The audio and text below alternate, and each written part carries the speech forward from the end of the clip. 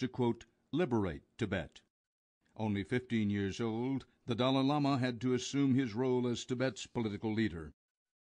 Facing China's overwhelming military strength, the Dalai Lama's government negotiated a surrender, giving China control of Tibet and the right to station troops there. In 1959, when massive protests in the capital of Lhasa failed to drive out the Chinese, the Dalai Lama, along with his family and government officials, fled into exile. 80,000 others followed before China could seal the border. The Communist Chinese have never left Tibet, and the Dalai Lama has never returned. In our interview, he took the long view of history and pointed to changes inside China that give him hope. So now, people from China are still the totalitarian system without sort of individual freedom. And this simply cannot go indefinitely. They have to find ways and means to change that. The Dalai Lama believes unrest in Tibet and other regions of China could lead to what he calls chaos. He advocates gradual change to a more open form of government.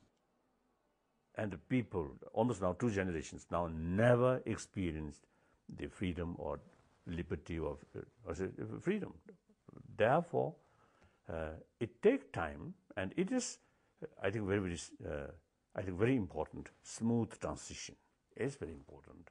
Hopefully, the present leadership, Communist Party, I think, realized that that's the best interest for not only China but also whole world. That's the best sort of interest towards more democratic society, open society. It's everybody's interest. His candid comments, even about compromise and smooth transitions, usually bring harsh responses from Chinese authorities. Last year, the new party secretary for the Tibetan region said the Communist Party is engaged in, quote, a fight to the death struggle with the Dalai Lama and his supporters. Determined to cement its connection and control of this once independent country, China completed a 2,500-mile Beijing to Lhasa railroad in 2006.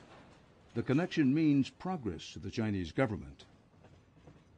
But some Tibetans see the train as a threat. They fear exploitation of the forests and mineral resources in Tibet's remote regions. Their exiled leader sees an environmental risk, but also economic benefit in the new link to Beijing. From the beginning, I have the view the railway link construction itself is positive. The part of the material development is okay. But now that depends how to use. If that is a facility used for exploitation of Tibetan nature resources, regardless the effect on the environment, and very, very bad. His biggest fear is that future generations of Tibetans will be overwhelmed by the arrival of thousands of Han Chinese immigrants, China's ethnic majority. Land of Tibetan eventually become land of Han Chinese. That are really dangerous, really dangerous. For a long run, the interest for People's Republic of China as a whole is not. It is not. I think more friction or more sort of resentment among Tibetan people, then this problem will remain generations. So there's nobody's interest. In Tibet today, Chinese authorities claim the majority of the people no longer want the Dalai Lama back. But it's difficult to get a true picture.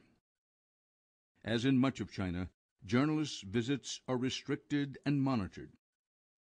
Tourists took these photos in Tibet this summer, and even they asked that their names not be used. Fearing that the Dalai Lama's patient, non-violent approach will take too long to save Tibet, Some exile groups see the upcoming Summer Olympics in Beijing as an opportunity for confrontation. With China planning to send the Olympic torch up Mount Everest and across Tibet on its way to Beijing, the group Students for a Free Tibet staged this tiny protest on the Tibetan side of Mount Everest in April. One banner and some singing was enough to cause Chinese officials to issue new restrictions on foreigners' travels in and to Tibet.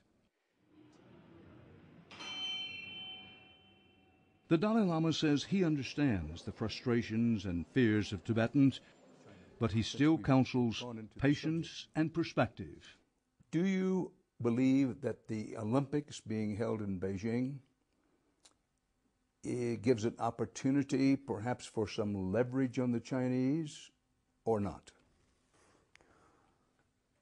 So I don't know. However, if we look Tibet issue locally, then almost you get the feeling of hopelessness. But if you look from wider perspective, People's Republic of China as a whole, and also whole Asia, including former Soviet Union, things are very hopeful. So therefore, around Olympic, some positive change take or not.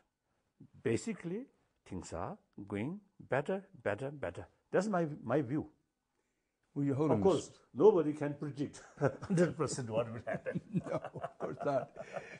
But Your Holiness, when I hear you say your message of hope, and you think that there's plenty of reason for hope, it seems, and not just to me, to many people from the outside world, that it's hopeless for Tibet. That Tibet will be China and will be Chinese. Yes, as I mentioned earlier, if you look locally, then really very sad. Really, sometimes they feel hopeless. And as a result, Tibetan inside as well as outside, more and more signs of frustrations now are coming. And meantime, the thousands of Chinese, mainly in mainland China, particularly the educated Chinese and also wealthier Chinese, their attitude about Tibetan culture, Tibetan spirituality, now today, very positive. The difference between what the Chinese people think and what their Communist Party leaders say they think is hard to know. But the Dalai Lama believes change is coming. More and more Chinese now, particularly among the writers or intellectuals, actually supporting our way of approach, not seeking independence, but seeking genuine autonomy, which is, we believe, real guarantee for protection of Tibetan environment and Tibetan culture, Tibetan spirituality, like that. My approach is the best way to achieve genuine stability and unity and prosperity. China's government